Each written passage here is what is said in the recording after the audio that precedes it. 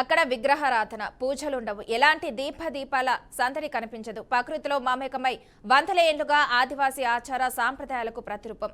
2 ఏళ్లకొకసారి కీకారణ్యం నుంచి జనారణ్యంలోకి తరలి వచ్చే అరుదైన సందర్భం. కేవలం వెదురు బొంగుల నడుమ నెమలి నార చెట్టు నీడలో కుంకుమ బన్నెలను అమ్మాలుగా భావించి మొక్కుబళ్లు తీర్చే అపురూప సంబరం మన ములుగు జిల్లాలో నెలవైన మేడారం జాతర. అయితే ప్రస్తుతం మేడారం గతంలా లేదు, పూర్తిగా మారిపోయింది. రాష్ట్ర ప్రభుత్వం చేపట్టిన ఆధునీకరణ పనులు జాతర రూపురేఖల్నే మార్చేశాయి. గ్రానైట్ శిలలతో కాంక్రీట్ మయమై తిరునామాల చిహ్నాలతో ఆధునిక దేవాలయాన్ని తలపిస్తుంది. మేడారంలో గద్దెల ఆధునీకరణ కొత్త పొగడ్లు పోతుందని ఆదివాసీ పెద్దలు వాపుతున్నారు. తమ సాంప్రదాయాలకు విరుద్ధంగా బ్రాహ్మణీయ భావచలం మేడారం గద్దెలపై ఆవిష్కృతమవుతున్నదని ఆవేదన వ్యక్తం చేస్తున్నారు.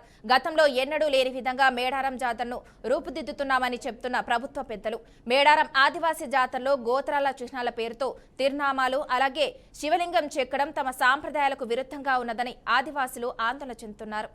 ప్రకృతి దైవాలుగా భావించి సమ్మక్క సారలమ్మ పగడిద్దరాజు గోవిందరాజుల గొట్లు గోత్రాల ప్రకారం పనులు చేస్తున్నామని మంత్రి సీతక్క ప్రకటించారు. కానీ ఆదివాసీ గొట్లు గోత్రాల్లో ఎక్కడా తిరునామాలు అలాగే నామాలు లేవని పాతతరం ఆదివాసులు చెప్తున్నారు. బుధవారం మేడారంలో పగడిద్దరాజు గోవిందరాజుల గద్దెల ప్రతిష్టాపన జరిగింది. అప్పటి వరకు ఆదివాసీ సాంప్రదాయాలు వారి మూలాలను ప్రతిబింబించే చిహ్నాలను మాత్రమే స్తంభాలపై చెక్కినట్లు చెప్పారు. తీరా ఇద్దరు దేవతలను సమ్మక్క సారలమ్మ వరుసలోనే ప్రతిష్ఠించిన తర్వాత చూస్తే ఆ స్తంభాల వద్ద పగడిద్దరాజు వద్ద తిరునామం అలాగే గోవిందరాజుల వద్ద తిరునామం శంకు చెక్కి కనిపించాయి. ఇవి చూసిన వెంటనే కొందరు ఆదివాసులు అసలు ఇవి తమ మూలాల్లో ఉండవని చర్చించుకుంటున్నారు. కానీ గోవిందరాజులు అంటే తిరుపతిలో ఉన్న గోవిందరాజు స్వామితో సమానమంటూ అక్కడ ఉన్న ఆర్కిటెక్ట్ ఒకరు చెప్పడంతో మాట్లాడలేని పరిస్థితి ఏర్పడింది. అయితే ప్రతిష్టాపన విధానం ఆడంబరంగా జరగడంతో అక్కడున్న వారు ఈ చిహ్నాలను వ్యతిరేకించలేకపోయినట్లు తెలుస్తుంది.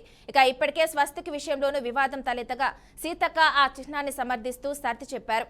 ఇప్పుడు ఈ తిరునామాలకు కూడా ఏదో ఒక భాష్యం చెప్తారని ఆదివాసులు అంతర్గతంగా మాట్లాడుకుంటున్నారు. సమ్మక్క సారలమ్మ తల్లుల చరిత్ర అందరికీ తెలిసేలా కోయల వద్ద దొరికిన 900 ఏళ్ల నాటి తాళపత్రాల గ్రంథాల ఆధారంగా 7000 శిల్పాలు చిహ్నాలు చెక్కుతున్నట్లు ఆర్కిటెక్టులు చెప్తున్నారు. ఈ ప్రాచీన చరిత్రలో కూడా ఎక్కడ తిరునామాలు కానీ శంకు చక్రాలు కానీ లేవని ఆదివాసీ జాతరపై పరిశోధన చేసిన పలువురు పరిశోధకులు అభిప్రాయపడుతున్నారు. ఇదంతా కేవలం జాతరకు కొత్త రూపు సంతరిస్తున్న పేరుతో ఆదివాసీ ఆచార వ్యవహారాలను మంటగల్పడమేనని మండిపడుతున్నారు. ఆదివాసీ ఆచార సాంప్రదాయాలను ప్రతిబింబిస్తూ ప్రకృతి సిద్ధంగా రూపుదిద్దుకున్న మేడారాన్ని ఆధునిక ఆలయంగా చూపించి సహజత్వం నుంచి కృత్రిమత్వానికి తీసుకొస్తున్న ఈ పనులపై సర్వత్రా విమర్శలు వెల్లువెత్తుతున్నాయి. ఇదే అంశానికి సంబంధించి మరింత సమాచారాన్ని మా ప్రతినిధి రవీందర్ అందిస్తారు. రవీందర్, చెప్పండి. మానస, ఏదైతే ఉత్తర ఆసియా ఖండంలోనే అతిపెద్ద జాతర అయినటువంటి మేడారం జాతర అనేది చెప్పుకోవచ్చు. అయితే చుట్టుపక్కల ఉన్నటువంటి దాదాపుగా 5-6 రాష్ట్రాల నుంచి కూడా జనాలు తండోపతండాలుగా వస్తారు. ఆదివాసీ జాతర అనేది ఎంతో ప్రాముఖ్యతతో కూడుకున్నటువంటి జాతర. అయితే ఇలాంటి జాతరలలో ఈసారి ఎన్నడూ లేని విధంగా 250 కోట్లతో అభివృద్ధి నిధులు తీసుకొచ్చి అభివృద్ధి పదంలో దీన్ని శాశ్వతమైనటువంటి చేయించాలి అనేటువంటి ఒక దృక్పథంతో ఈ రాష్ట్ర ప్రభుత్వం దానిపైన దృష్టి కేంద్రీకరించి ఏదైతే పడిగిద్దరాజు గాని సమ్మక్క సారకమ్మ తర్వాత గోవిందరాజులు ఏవైతున్నారో ఒకటే వరుసలో పెట్టే విధంగా ఏర్పాటు చేశారు. దానికి అనుగుణంగానే బుధవారం నాడు పూజా కార్యక్రమాలు తర్వాత దర్శనాలు లేకుండా ఆ రోజు మొత్తం పూజా కార్యక్రమాలతో నింపడం జరిగింది. అంటే గురువారం లేదు, శుక్రవారం రోజు దాదాపుగా 150,000 నుంచి 2 లక్షల మంది భక్తులు అయితే వచ్చి దర్శనం చేసుకున్నట్టుగా అయితే మనకు సమాచారం ఉన్నది. అయితే మొత్తానికి చూసినట్లయితే కనుక చాలా అద్భుతంగానే చేస్తున్నాం అనేటువంటిది రాష్ట్ర మంత్రులు సీతక్క కావచ్చు, తర్వాత పొంగులేటి శ్రీనివాసరెడ్డి కావచ్చు. అంటే దానికి ఏంటంటే పర్మనెంట్ సొల్యూషన్ గా చేసుకొని అమ్మవార్లను దర్శించుకోవడానికి భక్తులు ఎప్పటికీ దర్శించుకునే విధంగా ఏర్పాట్లయితే ముమ్మరంగా ఏర్పాటు చేస్తున్నారు. మొత్తం మీద అక్కడ ఉన్నటువంటి పాలరాతి కట్టడాలు అయితే చాలా ఆకర్షణీయంగా ఉన్నది.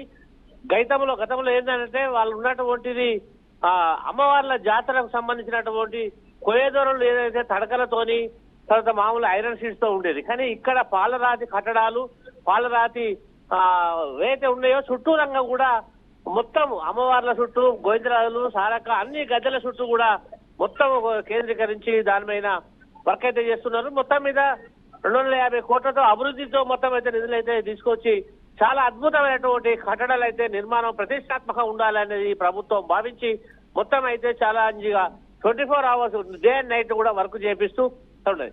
రానున్న జనవరి 28, 29, 30, 31 త్వరలో జాతర జరగనున్న నేపథ్యంలో ఇప్పుడు చాలా అద్భుతంగా అంటే ఈ టైం లోపల కంప్లీట్ కావాలనేటువంటి ఒక దృఢ సంకల్పం దృఢ నిశ్చయంతోనే ఇదంతా ఇక్కడ పర్యవేక్షణ ఉంటూ ఇప్పుడు ఐడిడిఏ వాళ్ళు కానీ సీతక్క కానీ ప్రతిరోజు డే ఆఫ్టర్ డే అభివృద్ధి అయితే జరుగుతున్నది. మొత్తం మీద అయితే కంప్లీట్ గా కూడా చాలా భక్తులైతే ఆనందదాయకంగా వచ్చే విధంగా ఉన్నది మానస. అయితే రవీందర్ చెప్పండి, ఇప్పుడు ఏదైతే సీతక్క చేపిస్తుందో పూజారులు వ్యతిరేకిస్తున్నారు కదా, దీనిపై మీ స్పందన ఏంటి? పూజారులు అనేది వాళ్ళ కట్టడాల పైన వాళ్ళ ఆదేశాల మేరకే పూజారులు అందరూ కూడా పూజల దేవాదాయ కమిటీ ఆధ్వర్యంలో తర్వాత పూజారుల కమిటీ ఆధ్వర్యంలో పూజలు నిర్వహించారు బుధవారం. తర్వాత గోవిందరాజులు పడిగిందరాజుల భూమి పూజలు ఆ తర్వాత వాళ్ళు మొత్తం కూడా దాని ఇనాగ్రేషన్ గా వాళ్ళు ఆ రోజు భావించుకొని ఆ రోజు పూజలు చేసుకొని ఉన్నారు. ఇక్కడ వ్యతిరేకం అనేది అంటే కొన్ని శిల్పాలు పెట్టడంలో అవి మాకు సంబంధించినవి కావు కదా అనేటువంటి చిన్న చిన్న తలంపులు అయితే వాళ్ళకు వచ్చాయి. వాటి మీద ఏం చేస్తారు సీతక్క సరి చెప్పి నేను గిరిజన బిడ్డనే కాబట్టి ఇందులో తప్పేం లేదు. మన గిరిజన జాతిని మనం గౌరవించుకునే విధంగా శిల్పాలు చెక్కించడం జరిగింది.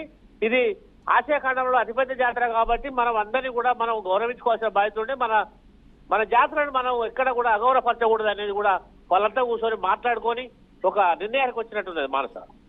Okay, thank you Ravinder.